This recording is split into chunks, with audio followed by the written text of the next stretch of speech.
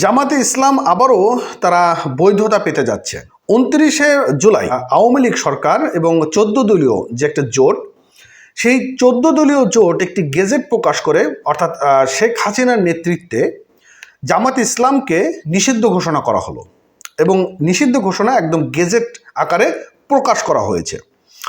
কোটা সংস্কার আন্দোলনকে কেন্দ্র করে দেশে যখন একটি অস্থিতিশীলতা তৈরি হচ্ছিল, তখন হয়তো আওয়ামী লীগ সরকার তারা বুঝতে পেরেছিল যে তারা মাঠে বেশি দিন স্টে করতে পারবে না যদি কিনা জামাতে ইসলাম মাঠে থাকে। এটি আওয়ামী লীগ সরকারের কিন্তু একটা বড় ধরনের ভয় কাজ করছিল। তো তারা যে কাজটি করলো যে জামাত ইসলামকে নিষিদ্ধ ঘোষণা একটি প্রজ্ঞাপন জারি করলো এবং সেটি হাইকোর্টের মাধ্যমে সেটিকে গেজেট আকারে প্রকাশ করা হলো। তো যখন শেখ হাসিনা সরকারের পতন হয়ে গেল, অর্থাৎ 5ই আগস্ট শেখ হাসিনা তিনি দেশ থেকে পালিয়ে তিনি চলে গেল ভারতে। এই অন্তর্বর্তীকালীন সরকার যখন গঠন হলো, অন্তর্বর্তীকালীন সরকার গঠন হওয়ার পরে তখন অন্তর্বর্তীকালীন সরকারের কাছে বিভিন্ন ধর্ম, বিভিন্ন রাজনৈতিক দল তার কাছে আসতে থাকে। তো একের পর এক তিনি প্রত্যেকেরই দাবি সুস্থভাবে তিনি মিটাচ্ছে। জামাতে ইসলামকে নিষিদ্ধ ঘোষণা করা হয়েছিল। এখন জামাতে ইসলাম তো কোনো অবৈধ দল নয়, তারা সরকারি নিবন্ধিত একটি দল।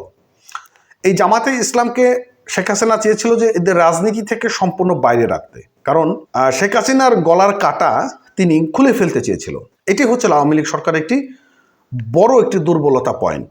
অর্থাৎ আওয়ামী লীগ সরকার সে কখনো চায়নি যে তার কোনো প্রতিদ্বন্দ্বী থাক। তিনি যেটা চেয়েছিলেন যে তিনি এককভাবে তার রাজত্বে তিনিই রাজা, তার কোনো প্রতিপক্ষ দল নেই, এরকম একটি তিনি তার মনের মধ্যে একটি তৈরি করেছিলেন। এবং আমরা বিভিন্ন জায়গায় কিন্তু বিষয়গুলো আমরা দেখেছি, নির্বাচন থেকে শুরু করে দেশের বিভিন্ন রকম যে অরাজকতা সম্পূর্ণ তার নেতৃত্বাধীনের মধ্যে রয়েছেন এবং তিনি দেশের যত ধরনের ডিসিশন নিয়েছেন তার ডিসিশন ফাইনাল ডিসিশন, তার কারো কাছ থেকে তার কোনো ধরনের মতামত নেওয়ার প্রয়োজনীয়তা পড়েনি এবং তিনি সেটি ভালো করলেও কেউ সেটি প্রতিবাদ করতে পারেনি, মন্দ করলেও সেটি প্রতিবাদ করতে পারেনি।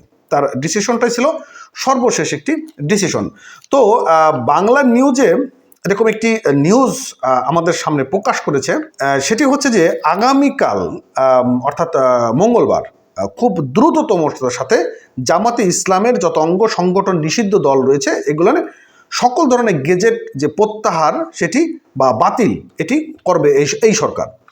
এবং সোমবার 26শে আগস্ট এই ঘটনাটি দ্রুত ঘটতে যাচ্ছে এবং আগামীকালই এই নিষিদ্ধ করা হয়েছিল যে জামাত শিবির বা অঙ্গ সংগঠনে যারা রয়েছেন এদেরকে আবারও মাঠে নিয়ে আসা হচ্ছে। এবং এই যে অন্তর্বর্তীকালীন সরকার তারা এই কাজটা কেন করছেন?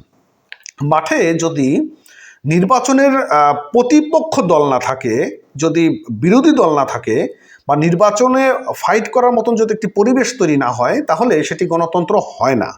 আর এই গণতন্ত্রকে রক্ষা করার জন্যই মূলত জামাত ইসলামকে আবারও নিয়ে আসা হচ্ছে। এখন জামাত ইসলাম আসলে কেন নিষিদ্ধ দল হবে? এটা তো আসলে নিষিদ্ধ দল হওয়ার কথা ছিল না, কিন্তু শুধুমাত্র আওয়ামী লীগ সরকারের বিরোধিতা যেন তারা না করতে পারে বা প্রতিবাদ যেন না করতে পারে, তারই পরিপ্রেক্ষিতে জামাতে ইসলামকে তিনি নিষিদ্ধ ঘোষণা করেছিলেন। এবং ওই যে 5ই আগস্ট যে পতনটা হলো এটি তার ভয় ছিল। কোটা সংস্কার আন্দোলন ঘিরে জামাত এবং এর অঙ্গ সংগঠনের ইসলামী শিবির জড়িত থাকার অভিযোগ করে আসছিলেন সরকারের মন্ত্রীরা।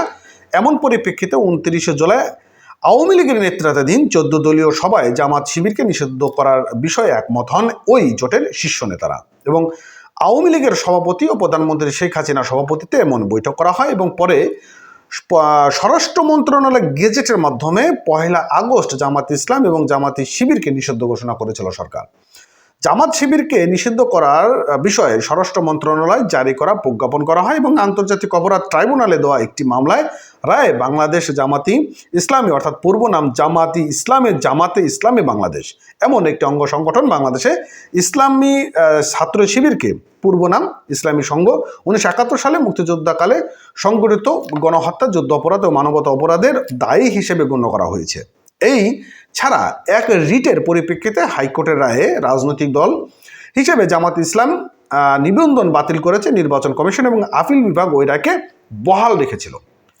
আর এই যে বহাল রেখেছিল, এই বহাল রাখার পরবর্তীতে মোটামুটি এখন দলকে আবারও চাঙ্গা করার জন্য, নির্বাচনে ফাইট করার জন্য জামাত ইসলামকে আবারও তাদের যে সংগঠন সেটাকে ফিরিয়ে দেওয়া হচ্ছে।